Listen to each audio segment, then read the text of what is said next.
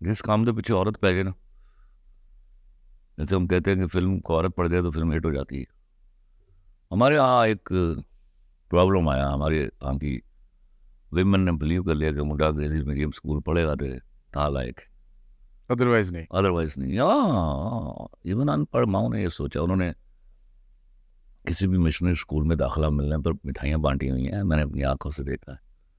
और वो अंदर पता नहीं क्या औकात है, वो बच्चा जो है वो इस तरह फिरता था जैसे उसको ये गोड़ा फीदर इन कैप। अच्छा, ये बात कहाँ तक ठीक है कि अच्छी तालीम ये आपके अंदर इखलाकियात पैदा कर सकती है, या इखलाकियात तालीम के बगैर भी आ सकती हैं? एक आदमी जो इतने अच्छे इसके लिए कोई शर्त नहीं। जैसे इल्म इल्म जो है वो किसी डिग्री का मोहताज नहीं है, नहीं है। इसी तरह अखलाकियात जो हैं वो तालीम के मोहताज नहीं, लेकिन हाँ ऑफ कोर्स तालीम एड्स टू इट।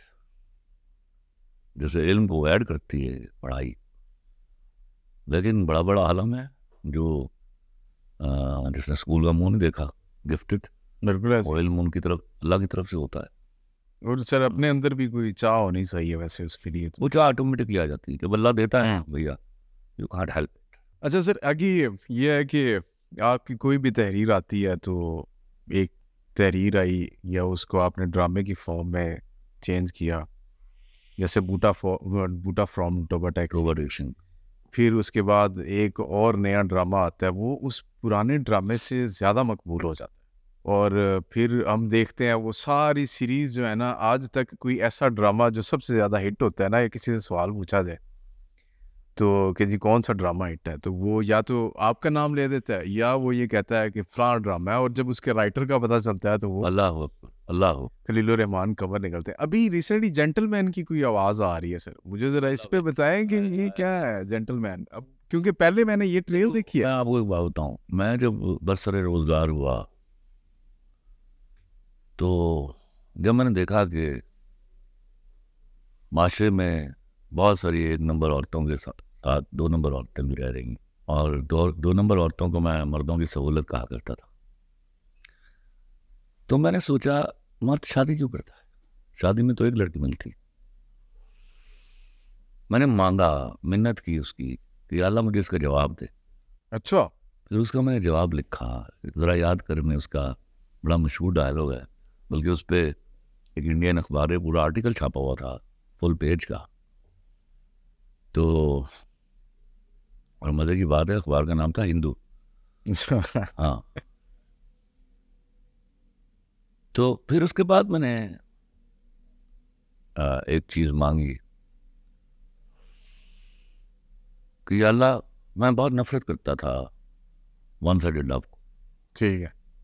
मैं गाली देता था ऐसे लोगों को। मैं कहता था तुम मफरूर होना चाहते हो ज़िंदगी से, करियर से, माँ बाप की इन्वेस्टमेंट से, और तुम कोई जवाब ढूंढना चाहते हो अपनी देवदासी का। और ये मेरा ईमान है आज तक और हमेशा रहा। फिर मैंने, जब मैं बहुत गुस्से में आ जाता था, कोई मुझसे आगे के बहुत सारे बच्चे आते हैं मुझसे मिलने के लिए यूनिवर्सिटीज़ के, जब वो वन साइडेड लव की बात करते तो मैं सीख पा हो जाता था।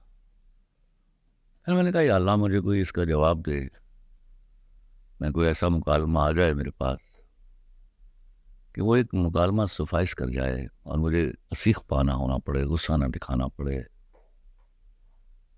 तो वो मुकालमा है, वो जेंटलमैन में है।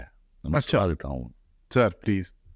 कहता ये जो वन साइडेड लव होता है ना दिल भर, ये वो रोज़ा है जिसकी अफ्तारी नहीं। हाँ, क्या बात है, ये दिलबर करेक्टर है इसमें। उसे अहमद अली भट्ट ने परफॉर्म किया। अच्छा, नाइस। तो वो जब जैसे जैसे मैं मांगता गया वो देता गया। सही है। हाँ, अब ये जेंटलमैन का जो थीम है ना, उसमें उस किसी पे और मांग मैं डिफाइन करना चाहता था। क्या गुंडा वो शख्स है जो अपनी मजबूरियों के हाथों अपने मसाइल की आड़ में अपने दुखों के हाथों बर्बाद होके पिस्तौल लेके सड़क के ऊपर किसी को 5-6-7 हज़ार रुपए के लिए, 8 हज़ार के लिए, 10 के लिए लूट लेता है, और या गन दिखा के उसका मोबाइल छीन लेता है। या वो है जो कोट पैंट टाई पहन के फर अंग्रेजी बोलता है और मेरे मुल्क का खजाना लुटता है। That was I was to define. अब बाबून की तरफ इशारा तो नहीं आप? Of course, उनकी तरफ मैं इशारा क्या, मैं तो सीधी बात करता हूँ भैया। Whosoever who loots and plunders my country's treasury is a gunda. The gunda. Don't you think so that they are running the affairs of your country?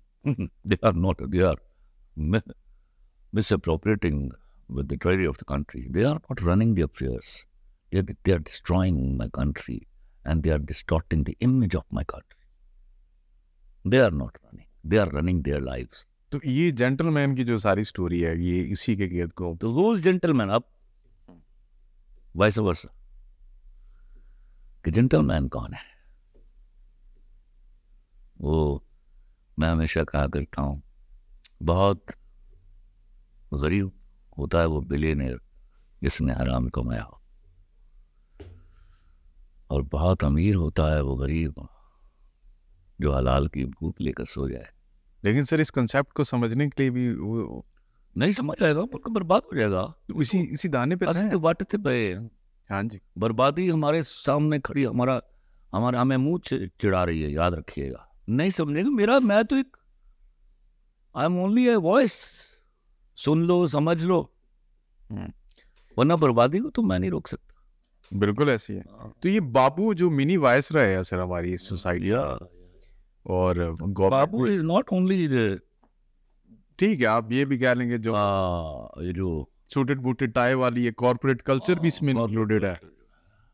फिर ये एस्टेब्लिशमेंट के वो लोग जो मुंह टेढ़ा करके जो अंग्रेजी बोलते हैं। हाँ जी, तो सर ये इसका कंक्लूजन कहाँ निकल रहा है? क्या आपने सर मैं आपको अर्ज कर रहा हूँ, ये शऊर हमारे ज़माने में मोहल्ले में पता चल जाता था ना फला आदमी ने रिश्वत ली है, हाँ जी, तो लोग इतनी नफरत से उसकी तरफ देखते थे। आई ट्रस्ट मी, ऐसे लगता था वो कोई अछूत है। अब टेबल्स आर टर्न ऑन। तो अब फखर से बताया जाता है कि फला अमीर आदमी से मेरी दोस्ती, वो खलील रहमान कंवर नहीं बताता आपको, बता। लेकिन सर अगर पता चल जाए कि ये शख्स हराम कमाता है और वो मेरे साथ बैठ जाए, तो भैया खलील रहमान कंवर से बेगैरत आदमी कोई नहीं, ये नहीं मुमकिन। सर मुझे तो ये लगता है कि मुझे कोई कहे ना जी कि प्राइम मिनिस्टर के साथ बैठना है और दूसरी तरफ खलील रहमान कंवर, तो I will choose Khalil. I love you. उसकी रीजन ये है कि प्राइम मिनिस्टर तो मुझे बैठ के अपना रोब और दबदबा दिखाएगा, खलील रहमान कंवर से मुझे at least prime minister Khalil Rahman Kanwar भी दबदबा दिखाएगा, ऐसी गल कोई नहीं। एक हवालदार भेज के रेस्ट करा लेंगे, खलील रहमान कंवर अपने पेडेस्टल से नीचे नहीं गिरेगा। अच्छा सर, ये इसी से एक सवाल निकला है कि इतने राइटर्स अदीब ये खिदमात सर अंजाम देते हैं, हमारी सोसाइटी को शऊर मुहैया करते हैं कि अनफॉर्चुनेटली जो काम स्कूल्स और यूनिवर्सिटी ने करना था वो नहीं हो रहा। काम है, देखो किसी को स्पेसिफिक ना करो। एक जो जब आप किसी मोहल्ले के बुजुर्ग की बात करने लगते हैं, बात मानने लगते हैं, तो वो भी कंट्रीब्यूट करने लगता है आपको पढ़ाने में।